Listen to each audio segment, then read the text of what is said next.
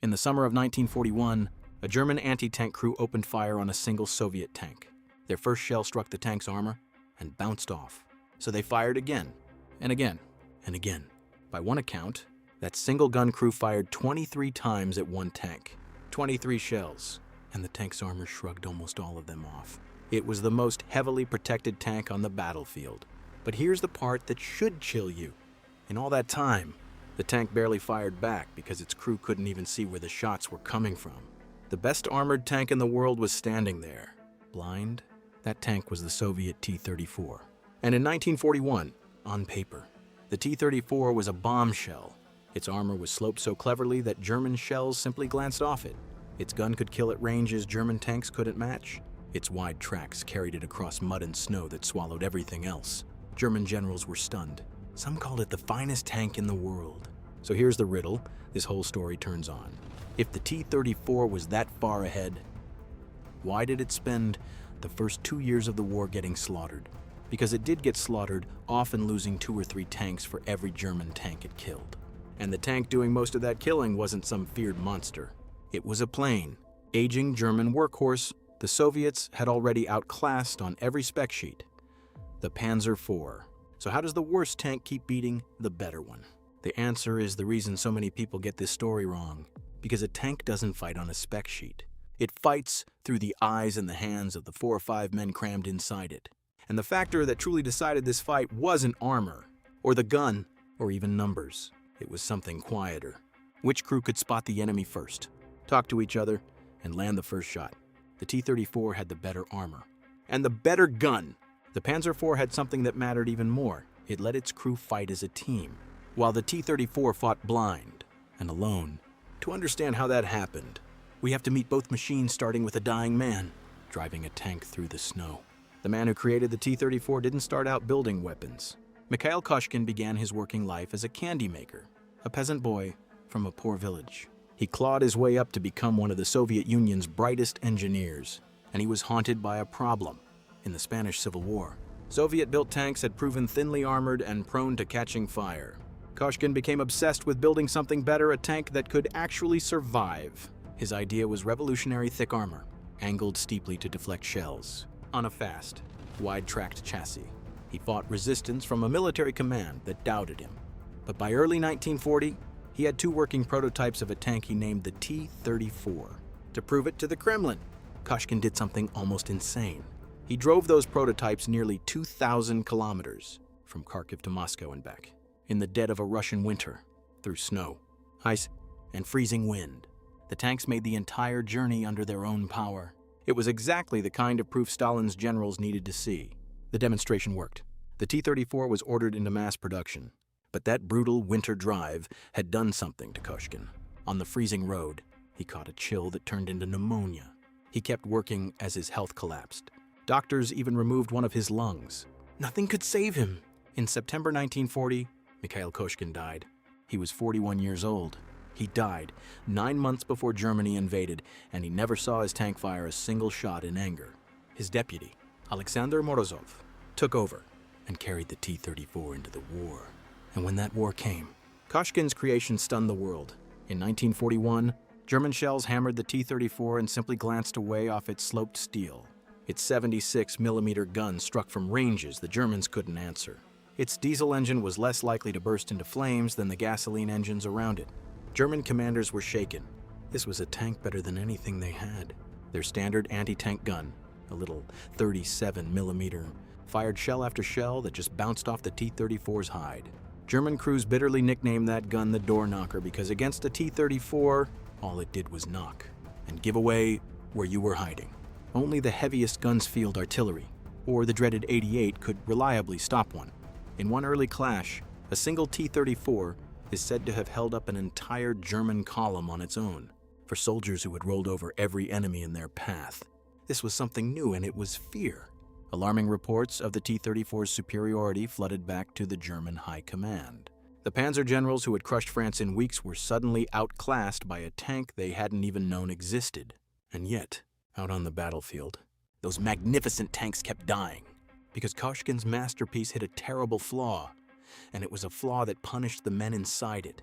The T-34 had only a 2-man turret, That meant the commander had to do two impossible jobs at once. He had to lead the whole crew and, at the very same moment, aim and fire the main gun himself. Imagine trying to command a battle while also being the gunner, all from a cramped steel box. It was too much for one man, and it made the T-34 painfully slow to react.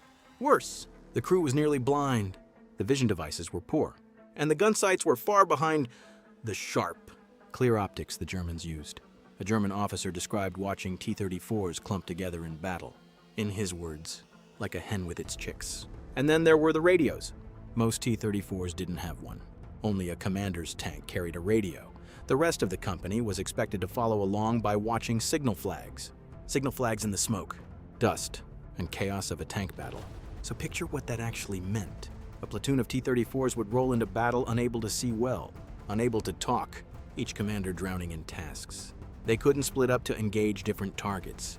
They just clumped onto one, and all the while, they often couldn't find the enemy gun that was calmly firing at them, which is how you get a tank taking 23 hits without ever shooting back. The T-34 was, on paper, one of the best tanks ever built, but it went to war with brilliant armor wrapped around a blind, overworked crew.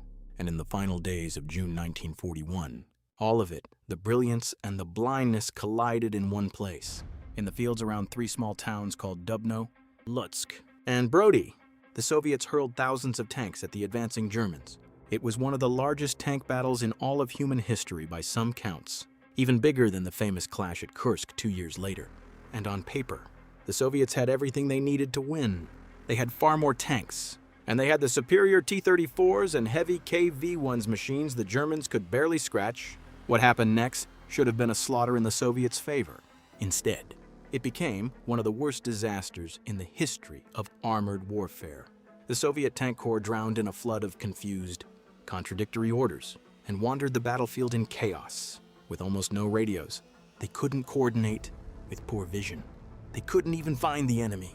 German aircraft pounded them from the sky, while fast, well-led panzer units picked off the scattered Soviet columns one by one, and countless T-34s never even reached the fight. They broke down on the approach march and were simply left behind. When it was over, the Soviets had lost around 2,500 tanks. The Germans had lost a couple of hundred. The better tanks, in far greater numbers, had been annihilated not by a better machine, but by chaos, blindness, and silence. Brody was the lesson of this entire war. Written once in burning steel, the Soviets knew about this weakness. They had known before the war even began. But fixing it would slow production, and so, for years, they chose to send their crews out to die inside it, because they believed a simpler answer could win the war anyway. Build the T-34 by the tens of thousands. Fast, rough, and cheap, faster than the Germans could ever kill them. It was designed so simply that even unskilled workers could build it and keep it running in the mud. The T-34 was a gamble that quantity and toughness could outrun its own deadly flaws. And standing in its way was a tank that was everything the T-34 was not. Not revolutionary, not beautiful, just quietly, ruthlessly effective. The Panzer IV was never meant to be a champion. It was the idea of one of history's great armored thinkers, the German general Heinz Guderian. And Guderian didn't design it to fight other tanks at all. In his vision, the sleeker Panzer III would hunt enemy tanks. The Panzer IV had a humbler job as support tank, rolling behind, blasting bunkers and anti-tank guns with a short, stubby cannon. It was built by the famous Krupp works, and in the beginning, it was almost unremarkable. Germany even disguised its early development as an accompanying vehicle. To hide it from the treaties that banned German tanks, they deliberately kept it light enough to cross an ordinary bridge. Nothing about it was revolutionary. But the Panzer IV gave its crew the one thing the mighty T-34 never did. It let them see, and it let them think. The Panzer IV had a 3-man turret. That single difference changed everything.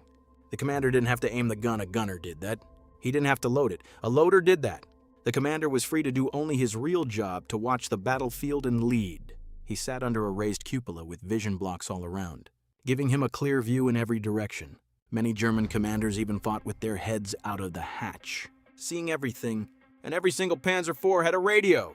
So a German tank platoon fought like a single, connected organism. One commander could spot a threat and warn the others in seconds. They could split apart, surround, and each engage a different target. Against a T-34 platoon that could barely see or talk, This was a slaughter waiting to happen. The Germans usually spotted the enemy first. They usually fired first. And in a tank battle, the crew that fires first usually wins. This is the German secret that the spec sheets hide. Their tanks were rarely the best on paper, but their crews could see and coordinate and strike as one, and that won battle after battle. Still, in 1941, even the Germans hit a wall. Their short-barreled Panzer IV simply could not punch through the T-34's sloped armor. For a few frightening months, German crews could outsee and outmaneuver the T-34, but couldn't reliably kill it. So Guderian sent his own experts to the Eastern Front to study the enemy tank up close, and the Germans did what they did best. They adapted. Fast, they tore the old shotgun out of the Panzer IV and gave it a long, high-velocity 75mm cannon. By the summer of 1942, the new gun could kill a T-34 at long range. For German crews who had watched their shells bounce off in horror, this changed everything. The door-knocker days were over. Now the plain little support tank could do what it had never done before: kill a T-34 with one clean shot, from a safe distance away, paired with a crew that already saw first and struck first. The Panzer IV had quietly become a lethal predator. And now the picture was complete, and it was grim for the Soviets. The obsolete support tank could now see first, shoot first, and finally kill with one shot. The Panzer IV was never a wonder weapon. It was just the most balanced, most upgradable, most crew-friendly tank Germany had, which is why, of all Germany's tanks, it alone stayed in production from the first day of the war to the last. The famous Tiger and Panther get the legends and the documentaries, but it was the humble Panzer IV that actually carried the German army, year after brutal year. So we have a strange fight on our hands, a brilliant tank that blinded its own crew, against a plain one that let its crew see everything. Let's finally settle. Which one of them was really better? Let's score this fight honestly, round by round. Armor. The T-34's sloped steel was a leap ahead of the Panzer IV's flat plates. Armor goes to the T-34. Mobility. The T-34's wide tracks floated over mud and snow that bogged the Panzer IV down. Mobility goes to the T-34. Firepower early on. The T-34's gun outranged the Panzer IV's stubby cannon completely. But once the Panzer IV got its long gun, that round became a brutal, even trade. So on the raw machine armor, mobility, gun the T-34 wins, or ties, almost every round. On paper, this should be a clean Soviet victory. But now we score the round that actually decided the battles: the crew, vision, command, who sees first and shoots first. And this round isn't close. The Panzer IV's three-man turret, its cupola, and its radio in every tank crushed the blind, silent T-34. The one round that mattered most went, overwhelmingly, to the worst tank. That is why, for the first 2 years, T-34s died 2 and 3 to 1 against tanks they outclassed on paper. The better machine kept losing, because the men inside it were fighting blind. And that brings us to the price, the real one, paid in blood. Because the T-34's flaws didn't just lose battles, they killed the men who crewed it. In one counterattack near Stalingrad, Soviet brigades lost 326 of their 400 T-34s in just 6 days. And most of them weren't even destroyed by the enemy. They broke down worn-out engines, shattered transmissions, snapped tracks, and were simply abandoned. The Soviet leadership knew about the blind turret and the missing radios before the war even started. They chose to keep building the flawed tank anyway, because slowing the factories was unthinkable. So they made a cold and terrible bargain. They would trade their own crews, thousands of them, for time and for numbers. And to keep that bargain, the Soviet Union pulled off one of the most staggering feats of the entire war. As German armies overran the factories in the west, Stalin ordered them torn out of the ground and moved east. Alexander Morozov, the man who had taken over from the dying Koshkin, personally led the evacuation of the great tank plant at Kharkiv. Entire factories were loaded onto trains and hauled nearly 2,000 kilometers to the cold, empty foothills of the Ural Mountains. There, in half-built sheds, in the depth of a Russian winter, the machines were switched back on. One new tank city, Chelyabinsk, earned a grim nickname, Tankograd, Tank City. But most of the skilled men were gone, away at the front, so the tanks were built by whoever was left: women, teenagers, old men, and the wounded. They worked 11 and 12-hour shifts in cramped, smoky, freezing halls. To keep the numbers climbing, the T-34 itself was made cruder and cheaper. Its once fine finish grew rough and hurried, and out the far end poured a river of tanks, some driven straight off the assembly line into battle. The first man to pay was the tank's own creator, Mikhail Koshkin, dead before it ever fired a shot. The last to pay were the countless young men who never climbed out of a burning, blinded T-34. And here's the part that makes it all so bitter. The Soviets could have fixed it. And in 1944, they finally did. They gave the T-34 a brand new, larger turret with room for 3 men. Now the commander was free to command. They added a commander's cupola, so he could finally see all around him. They put a radio in the turret, and they fitted a powerful new 85mm gun. They called it the T-34-85. And the moment its crew could finally see and speak, the T-34 became the war-winning tank it was always meant to be. The machine had been good enough all along. What had been missing, for years, was simply giving the men inside it a pair of eyes. So think back to that blind T-34 in 1941, taking 23 hits without ever firing back. That tank didn't die because it was a bad machine. It died because no one inside it could see the enemy. And the plain little Panzer IV that so often did the killing.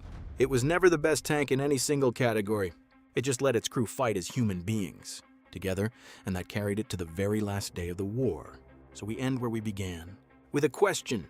Which one was really the better tank? The brilliant machine that blinded the men who fought in it? Or the plain one that let them see? Maybe the best tank was never the one with the thickest armor or the biggest gun. Maybe it was simply the one that took better care of the human beings inside it. We've told you what we think decided it. Now we want to hear from you. If it were 1941 and you had to climb inside one of them, which tank would you trust with your life?